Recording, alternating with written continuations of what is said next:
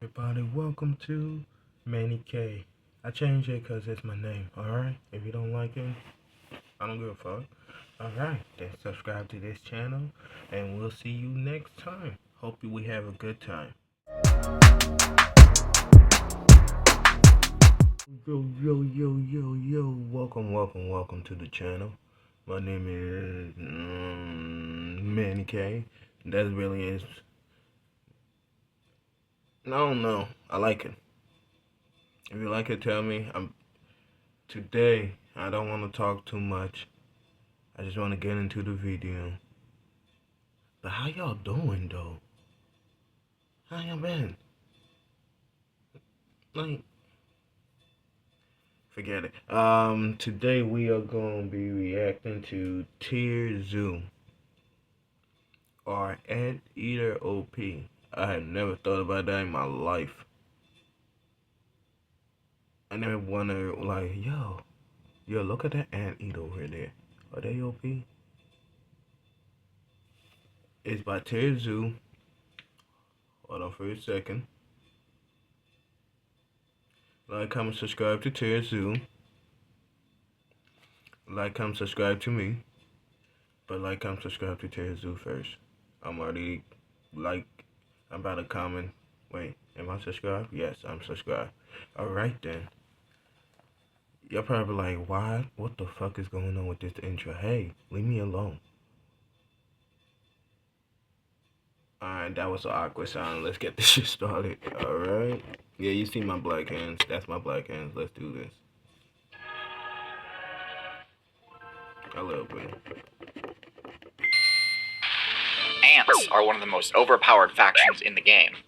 Their go-wide-you social strategy is essentially unbeatable, to the point where they control wide swaths of the overworld pretty much uncontested. Even the human build, the undisputed top tier in the current meta, has trouble keeping ants at bay. And with their huge variety of incredible abilities, from acidic projectiles and powerful stingers to coordinated attack strategies and terraforming. He said acidic. They could spray acid and shit. Bro, nobody told me that. Huh. They got stinger, ant.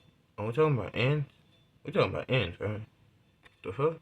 Abilities. I don't think it's much of a surprise that ants are such a meta-defining force. Ooh, and yet, there's one build which can obliterate an entire colony in only a few minutes. The Anteater.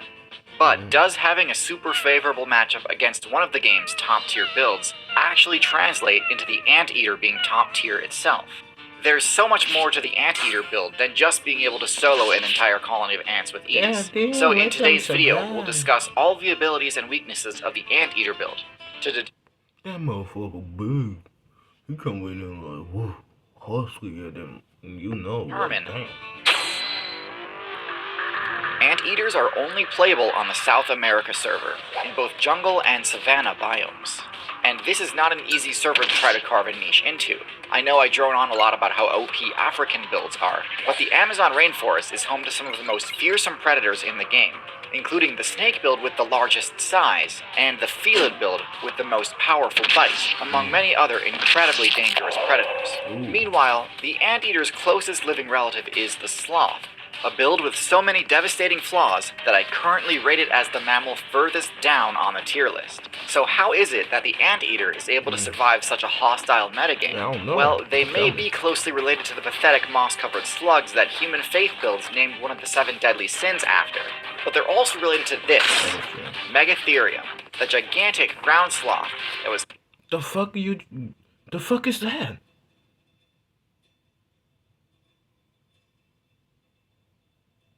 Oh, hell no. Mega who the heater? Megatheria. Megatheria. Mega B, get out of my face. Slow with that. Mega was thick. Let me stop. Capable of one-shotting a saber-tooth. And in my opinion, anteaters take after this type of sloth. Damn. To see what I mean, let's look at their stats. There is some variation among different anteater builds, which we'll get into later in this video, but for now, we're going to focus on the giant anteater. Pulling up the analysis, two things jump out right away. The first is their shockingly high HP stat. While they don't have any major form of armor, the Anteater can still shake off a surprising amount of damage, even from attacks that might normally one-shot most players. This is crucial as it allows the Anteater a chance to survive ambushes by jaguars, which is pretty incredible given that jaguars frequently one-shot crocodilians. But this is also extremely important because it provides an opportunity for the Anteater's other surprisingly high stat to become relevant, that stat being their attack power. This attack power stat might look like a mistake, especially given that Anteaters don't even have teeth and are completely... Nah, I'm gonna leave that alone. Not gonna see shit, but you know what I was about to say. You already know what I was about locked to out say. of using the move Bite. However, once you get past the head and look down, you realize that at the end of their massive gorilla arms, Anteaters have pickaxe-shaped claws as big as those of a grizzly bear. Except the Anteater's claws are even sharper because they walk on their knuckles to avoid wearing them down. These incredible weapons are what allow the Anteater to tear through the cement-like walls of termite mounds with ease. But they come with the nice side benefit of being able to absolutely eviscerate any player who fails to kill them in one hit. Their slashes can easily deal lethal damage, so any predator looking to ambush an Anteater needs to make sure they have what it takes to finish the job before the Anteater can counterattack, and this threat alone is often enough to dissuade attacks in the first place. While the Anteater's matchup with the Jaguar is of course... Why the Anteater fighting a Jaguar though? Can somebody explain that? What beef they got? Jaguar just minding the business, the Anteater came in like, gotcha, bit, and then just smacked the Jaguar, and the Jaguar like, what's up, cuz? I don't know what the Jaguar said. It wouldn't be fair to the Anteater player base if I didn't comment on their matchup versus you social insect colonies. The Anteater's 2-foot-long tongue is covered in a glue-like substance and can flick in and out over 150 times per minute, which can take out dozens of insects per flick and decimate a colony in no time. However, similar to their sloth brethren, Anteaters opted for a slower metabolism. This comes with downsides, which we'll cover later, but it does mean that they don't need to consume an entire colony of ants, and can actually leave the colony in a damaged but recoverable state. This is a highly sustainable method of farming XP because it ensures that the Anteater player can simply return to the same termite mound or anthill later on, tear into it again, and the colony will have replenished its supply of workers enough that they can just do the same thing again. It also means the Anteater doesn't need to be at any one colony for very long, which is good because despite how powerful their offensive tools are at destroying a colony of insects, Anteaters don't actually have any unique defensive abilities to avoid the damage from the swarm of militant insects they've just provoked, and have to rely... They just tank that shit, and they're like, man, get shake all those ants off, like, they're real ones, I ain't gonna lie. They be tanking that. They ain't got no fear in the world. solely on their HP to soak up the damage. Of course, as mentioned prior, because of their high HP stat, Anteaters are well equipped to tank a lot of hits. But the acid attacks launched by termites and ants certainly aren't something they can just ignore for extended durations. The rest of the Anteater stats are fairly lackluster. Anteaters aren't as sluggish as sloths, but because of their slow metabolism, they do have a below average movement speed.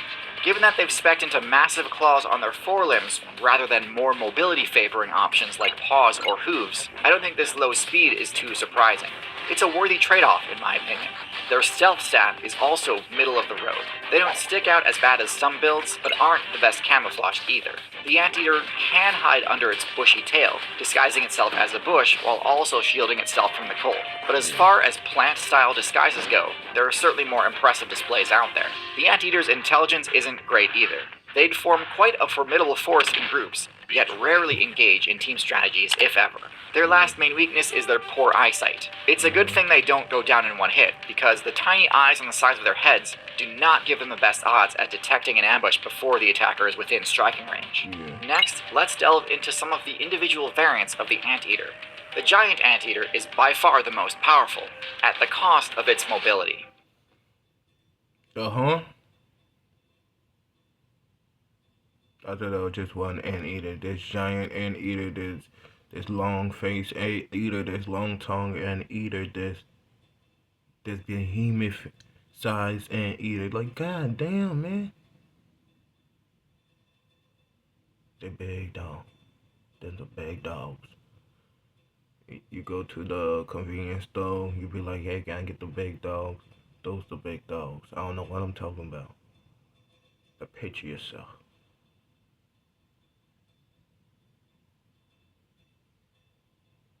Yeah.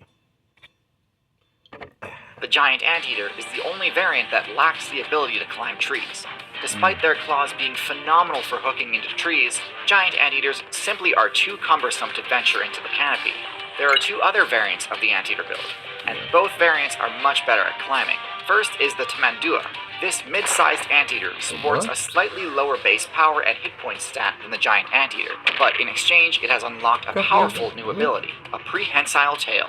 This perk allows the user to use its tail essentially as a fifth appendage, granting it additional resistance to being knocked down while browsing high up in the treetops. Because of its lower HP stat, this build can't tank acid damage as well as a giant anteater, and so it needs to avoid high-tier ant builds like the leafcutter ant. The final variant is the pygmy anteater, a nocturnal build that invests more into its stealth than other stats, drastically cutting its bulk and damage in turn. In my opinion, the pygmy anteater is a bit too similar to the sloth build for me to consider it competitively viable, but to each their own. Although the ability to climb does come in handy for escaping predators, the giant anteater doesn't seem to miss it much. While the other variants need to worry about attacks from eagles, the giant anteater's bulk is enough to protect it from most threats. Its matchup versus the jaguar is still pretty risky, but it's better than most. So I'm going to give the giant anteater a rating of A tier, while the Tamandua gets a rank of B tier, and the pygmy anteater gets a D tier rank. One of the most effective ways to lock in a high placement on the... Wait, hold on. What you got against the pygmy? He just out here living it, gaining, eating ants. Like, he's doing the same shit, but he ain't got, but he, come on, man. This is, why am I, yeah, peeps, my hair sticking up like that. I don't know why, leave me alone, but I forgot exactly what I was talking about because I distracted my own damn self. But free my man Pygmy. Tier list is to have high base stats. And while most stats require millions of years of evolution to change, intelligence is one of the few stats which can be leveled up, provided you have the right sort of training. In today's meta, abilities like coding and mathematics are extremely useful. They're tough to learn, unless you got a really effective course designed to intuitively guide you through difficult concepts. That's precisely where today's sponsor, Brilliant, comes in. Brilliant is an online learning platform. Brilliant.org/ I don't know what was that. Alright, everybody. Damn. That was R. Yeah, y'all seen my hand. Leave me alone. Damn. You can see my hand. You got a problem with it? Huh? Boy? Girl? Look at it. Alright, let me stop. That was our Anteaters OP and free my man Pygmy. That's all I gotta say. By TierZoo. Like, comment, subscribe to TierZoo, and like, comment, subscribe to me. I guess if you want to. If you don't, then okay. I'm just gonna stare at you now until you click off. What you gonna do now? Yeah. Yeah, you better click off. Alright, see y'all in the next video.